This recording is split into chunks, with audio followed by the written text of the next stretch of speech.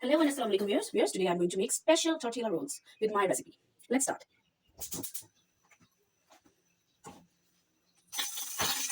Now let's add some carrots,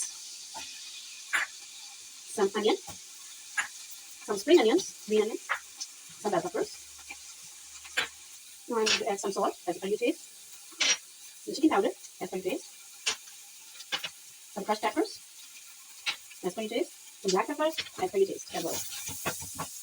I'm going to put some Worcestershire sauce to soy sauce in it. Okay viewers, our mixture is ready. Now we are going to turn off the flame. Now let's take a tortilla. Viewers, our tortilla is ready. First of all, add some cream. Spread it. Add the chicken mixture. Add some tomatoes.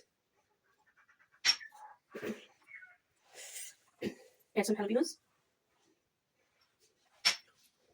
I made some white sauce, so I'm going to put some white sauce in it. It tastes good. And I'm going to sprinkle some cheese. Cheese that I guess mozzarella and cheddar both. Crushed. Okay. Now I'm going to roll it like this. Let's cut it. Now let's decorate. Let's put some ketchup. Some barbecue sauce.